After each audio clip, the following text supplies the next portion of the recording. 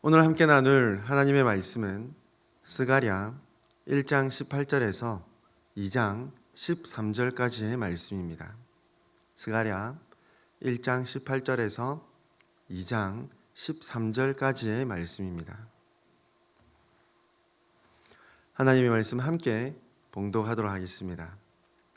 내가 눈을 들어 본즉 네 개의 뿔이 보이기로 이에 내게 말하는 천사에게 묻되 이들이 무엇이니까 하니 내게 대답하되 이들은 유다와 이스라엘과 예루살렘을 흩뜨린 뿔이니라.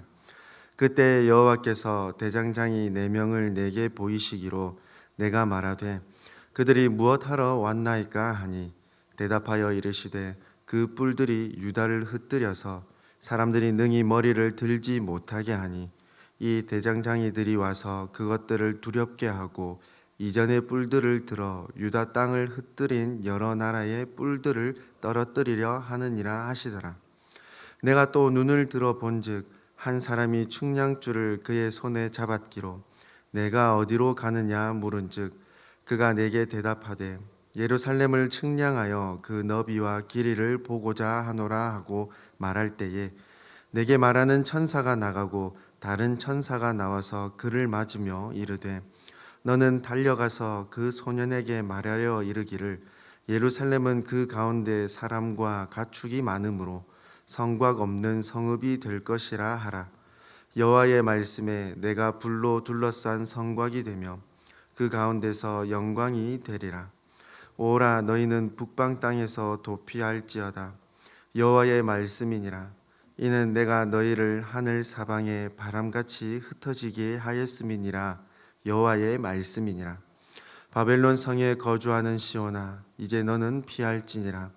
만군의 여호와께서 이같이 말씀하시되 영광을 위하여 나를 너희를 노력한 여러 나라로 보내셨나니 너희를 범한 자는 그의 눈동자를 범하는 것이라. 내가 손을 그들 위에 움직인즉 그들이 자기를 섬기던 자들에게 노략거리가 되리라 하셨나니 너희가 만군의 여호와께서 나를 보내신 줄 알리라. 여호와의 말씀에 시온에 따라 노래하고 기뻐하라. 이는 내가 와서 내 가운데에 머물 것임이라. 그날의 많은 나라가 여호와께 속하여 내 백성이 될 것이요 나는 내 가운데에 머물리라. 내가 만군의 여호와께서 나를 내게 보내신 줄 알리라. 여호와께서 장차 유다를 거룩한 땅에서 자기 소유를 삼으시고 다시 예루살렘을 택하시리니 모든 육체가 여호와 앞에서 잠잠할 것은 여호와께서 그의 거룩한 처소에서 일어나심이니라 하라 하더라. 아멘. 오늘 말씀은 첫 번째 환상에 이어 스가랴 선지자가 보았던 두 번째 환상인 네 뿔과 대장장이, 그리고 2장 1절부터 13절까지 세 번째 환상인 예루살렘을 측량하는 사람에 대한 말씀이 기록되고 있습니다. 스가랴 선지자가 두 번째 환상을 보는데 네 뿔들이 등장합니다. 스가랴 선지자는 이 뿔들에 대하여 그에게 말하는 천사에게 질문합니다. 그리고 그에 대한 답입니다. 19절 말씀이죠. 이에 내게 말하는 천사에게 묻되 이들이 무엇이니까 하니 내게 대답하되 이들은 유다와 이스라엘과 예루살렘을 흩뜨린 뿔이니라. 스가랴 선지자가 환상으로 보는 이 뿔은 천사의 설명과 같이 유다와 이스라엘과 예루살렘을 흩뜨린 이방 민족들입니다. 고대 근동 문화에서의 뿔은 힘과 권력을 상징하는 의미가 담겨 있습니다. 이와 같은 맥락으로 하나님의 힘과 능력을 의미하는 표현으로서 구원의 뿔이라는 표현이 있죠. 시편 92편에서 경건한 자들의 뿔을 들소의 뿔들같이 높이신다라고 한 말씀과 시편 75편에 악인의 뿔을 베고 의인의 뿔을 높이신다고 하신 그 말씀을 보아도 뿔은 힘, 능력, 명예를 뜻한다는 것임을 알 수 있겠습니다. 또한 오늘 말씀에서도 기록하듯이 이는 한 개인뿐만 아니라 민족 또는 나라 전체의 힘과 능력을 상징하고 있음을 알 수 있겠습니다. 즉 스가랴 선지자가 본 이 네 개의 뿔들은 북이스라엘과 남유다를 공격하여 멸망시킨 아수르, 바벨론을 포함하여 이스라엘의 멸망에 동조한 주변 여러 이방 민족들을 뜻하는 뿔들임을 알 수 있습니다. 그래서 하나님께서 온전히 회복시킬 이스라엘 완전체를 의미하신 뜻으로서 예루살렘이 위치한 남유다뿐만 아니라 이스라엘 곧 북이스라엘까지도 언급하고 계신 것이죠. 12지파를 온전히 회복하실 것이라는 하나님의 말씀입니다. 이어 4명의 대장장의 모습을 보게 되는데 스가랴 선지자는 천사에게 질문하자 이렇게 답합니다. 21절 하반절 말씀이죠. 이 대장장들이 와서 그것들을 두렵게 하고 이전의 뿔들을 들어 유다 땅을 흩뜨린 여러 나라의 뿔들을 떨어뜨리려 하느니라 하시더라. 4개의 뿔, 4명의 대장장이, 이 4라는 숫자의 통일성은 어제 말씀에서 살펴본 첫 번째 환상에 등장한 4마리의 말과 연관성이 깊습니다. 앞서 화석류 나무 사이에서 붉은 말을 타고 선 존재, 그리고 그 뒤에 붉은 말, 자줏빛 말, 백마와 관련된 숫자라는 것이죠. 그들이 둘러본 범위를 온 세상이라고 말한 점, 4뿔은 이스라엘의 멸망에 동참한 모든 민족들이며 4명의 대장장이는 이스라엘을 멸망시킨 4뿔을 땅에 떨어뜨리려는 목적이 있습니다. 대장장이의 이 정체들은 분명하지 않습니다. 그러나 이 대장장이들은 이방 민족을 심판하는 하나님의 도구가 된다는 것은 분명합니다. 한편 대장장이가 뿔을 부서뜨린다는 점을 생각해 볼 때에 이 뿔의 재질에 대한 기록은 없습니다만 아마도 스가랴 선지자가 보았던 이 뿔은 그 뿔의 재질은 금속과 관련된 재질이었음을 우리는 충분히 유추해 볼 수가 있겠습니다. 즉 이방 민족들이 강력한 금속 재질로 된 뿔로 상징되는 막강한 군사력과 힘을 자랑하지만 대장장이가 금속을 쉽게 다루며 부서뜨리는 것과 같이 이방 민족들은 하나님 앞에서는 아무런 힘을 쓰지 못할 것이라는 환상의 내용이 되는 것이죠. 그러므로 1장에서 기록된 말씀들을 종합하여 정리해 보자면 1장 1절부터 6절까지의 말씀처럼 악한 그 행위에서 떠나서 하나님께로 돌아올 것을 이스라엘에게 교훈하고 계신다는 것입니다. 그리고 이어진 두 환상, 말탄 4존재들, 그리고 4뿔과 4대장장이의 환상을 통해서 가르쳐 주시는 것은 바로 하나님의 전능하심입니다.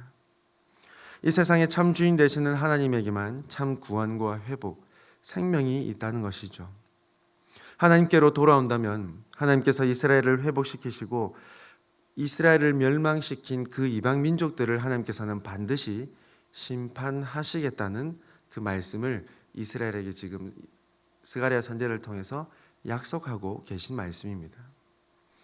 그리고 이어지는 스가랴 2장 말씀에서 세 번째 환상, 측량줄을 들고 가는 사람의 환상이 이어집니다.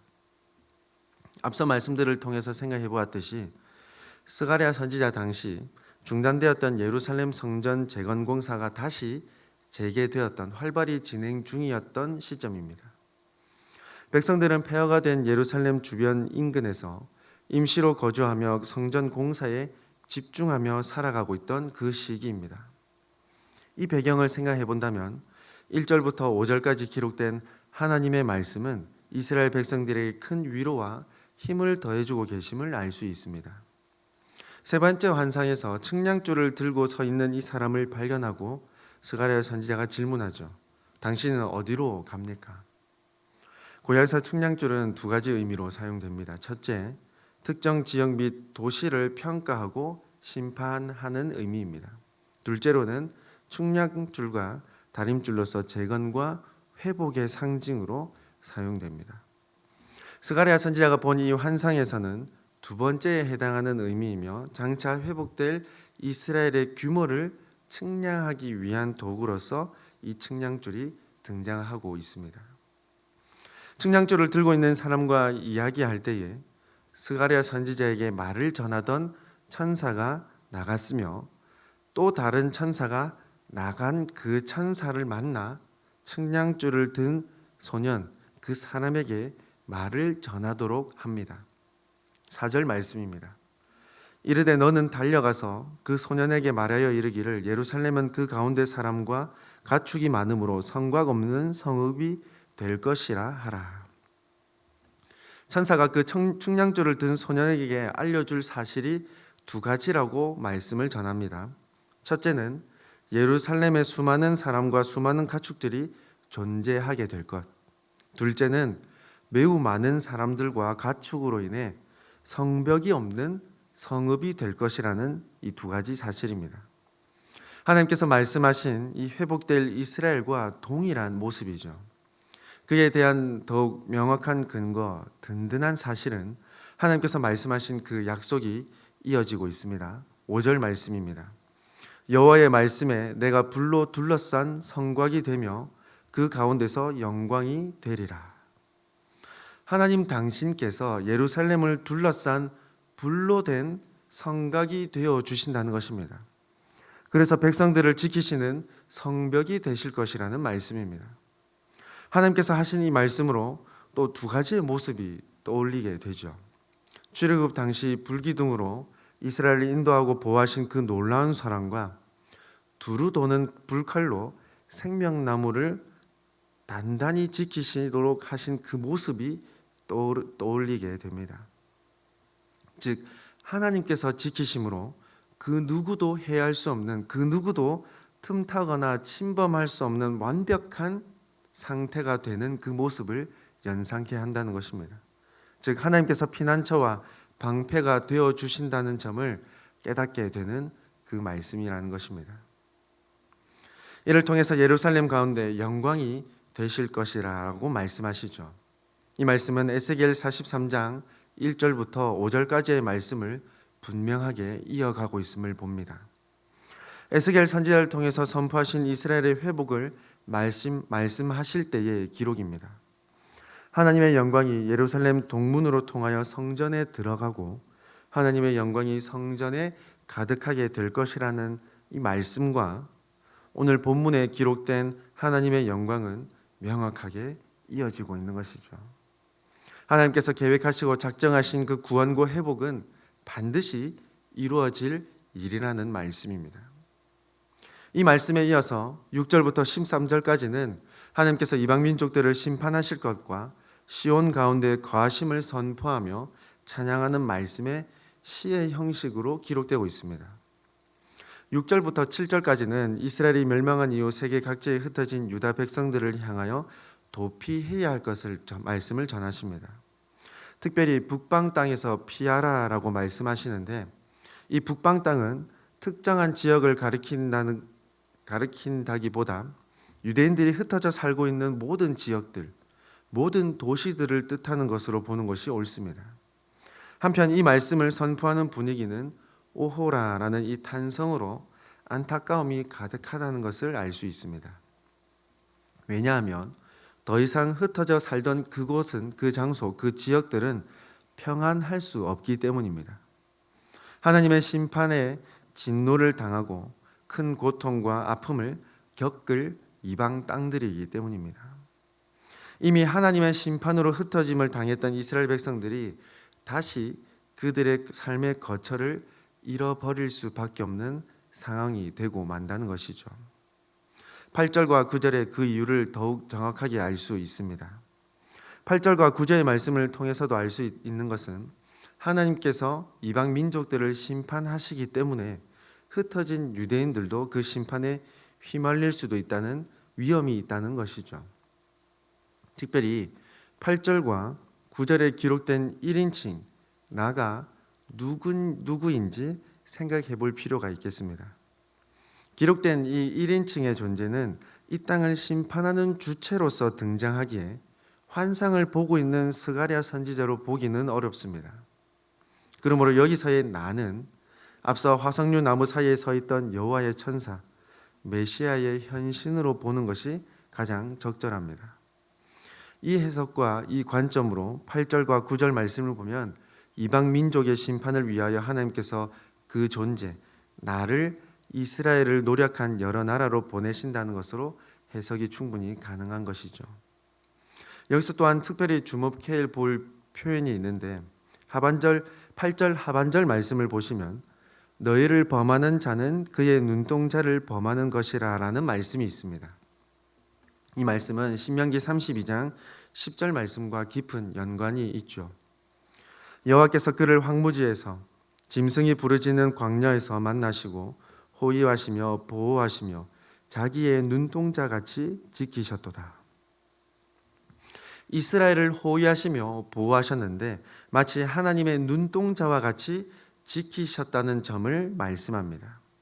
그리고 오늘 본문 말씀을 보면 너희를 범하는 자는 그의 눈동자를 범하는 것이라 라는 이 말씀과 매우 밀접하게 연관되어 있다는 것을 알 수 있겠습니다. 이스라엘을 범하는 것은 곧 하나님의 눈동자를 범하는 것과 같다는 것, 그만큼 이스라엘을 하나님께서는 아끼시고 사랑하신다는 것을 지금 드러내고 계십니다.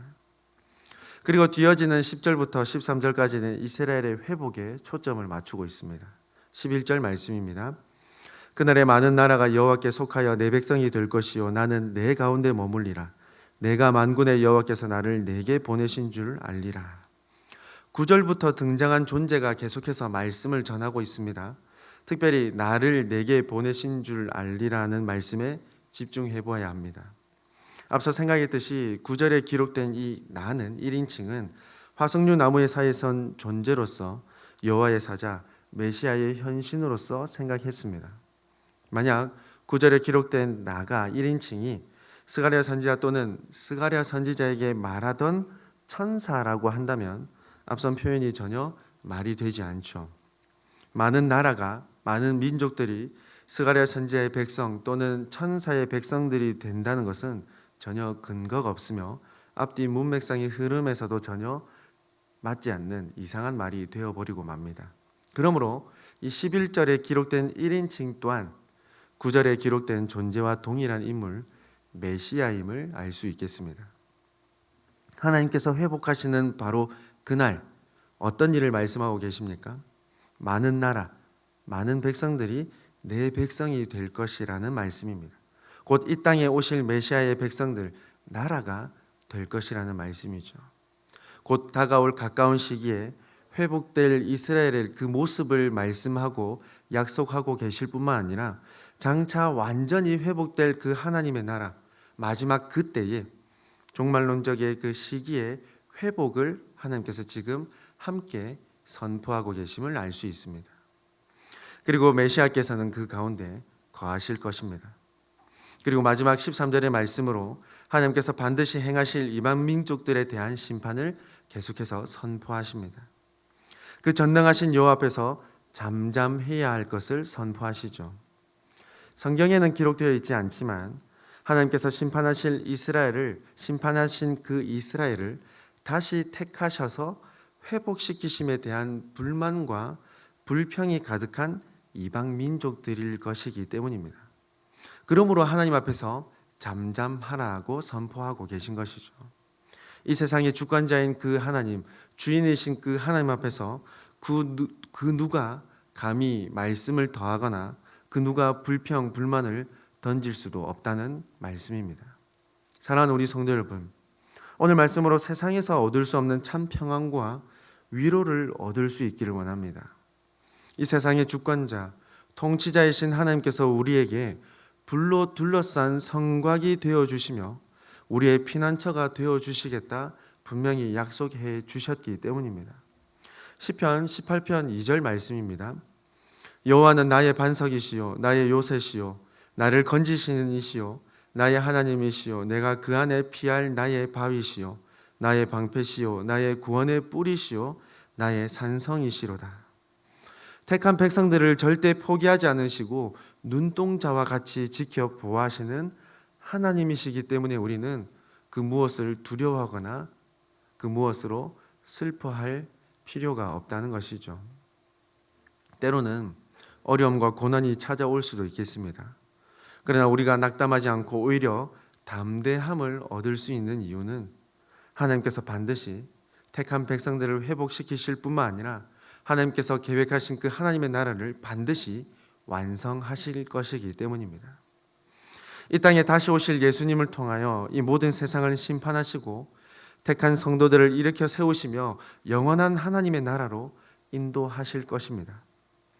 그러므로 저와 여러분에게 이 땅에서 잠시 겪는 고난과 고통과 아픔이 분명 슬프고 아플 것이지만 그 시간은 하나님의 도우심과 회복을 바라고 소망하는 매우 귀한 시간임을 확신할 수 있기를 원합니다. 이 믿음과 확신을 가지고 이 땅을 담대하게 살아가는 저와 여러분이 될 수 있기를 간절히 소망합니다. 함께 기도드리겠습니다. 사랑이 많으시며 은혜가 가득하신 하나님 아버지, 오늘도 하나님의 은혜를 묵상하며 하나님의 도우심을 바라보게 하여 주심에 감사드립니다.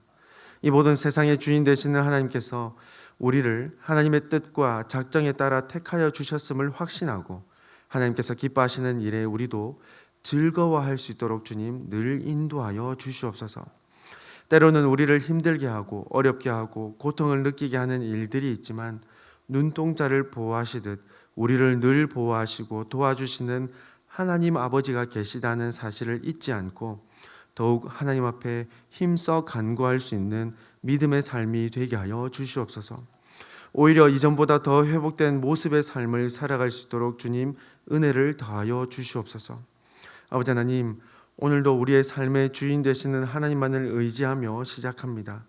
우리에게 주어진 직분에 가장 먼저 하나님의 뜻을 구하게 하시고 하나님의 지혜를 간구하는 하루가 되게 하여 주시옵소서. 또한 가족들에게, 이웃들에게 하나님의 사랑과 은혜를 온전히 증거하는 복된 하루 되게 하여 주시옵소서. 우리의 위로자, 우리의 피난처, 우리의 방패 되시는 하나님 아버지께 감사드리오며 우리의 구원자 되시는 예수 그리스도의 이름으로 기도드리옵나이다. 아멘.